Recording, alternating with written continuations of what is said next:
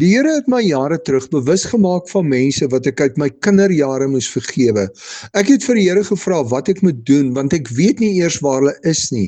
Die antwoord was dat my sonde tussen my en die Here staan. Ek moet my sonde aan hom bely. Ek het elkeen van hierdie mense wat my kwaad aangedoen het vergewe en my eie aandeel daaraan aan die Here bely. Die Here het my vergewe sonder dat ek die mense wat my kwaad aangedoen het vergifnis gevra het, omdat ek dit wat hulle gedoen het teen hulle gehou het. In Lukas 19 vers 8 tot 10 sien ons dat Saggeus sy sonde aan die Here bely, maar besef dat hy ook moet gaan na daardie mense teen wie hy gesondig het, deur te veel geld vir hulle by die tolhuis te vra. Hy moes dus na hulle teruggaan en gaan regstel wat hy verkeerd gedoen het.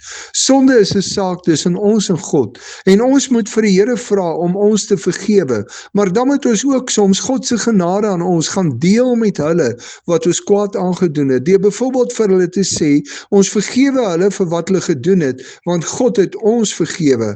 As ons, wanneer die Here dit op ons hart lê, teruggaan na mense wat ons kwaad aangedoen het, word dit 'n heerlike geleentheid om God se liefde met hulle te deel. Dis nie nodig dat mense ons eers om verskoning vra vir wat hulle gedoen het nie. Christus het sy lewe vir ons gegee nog voordat ons gevra het. Ons kan dit deel.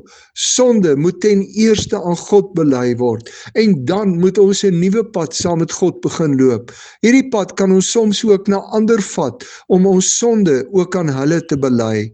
As jy ook jou sonde aan 'n ander moet bely, sien jy dit as 'n geleentheid om die goedheid van die Here aan jou ook met hulle te deel.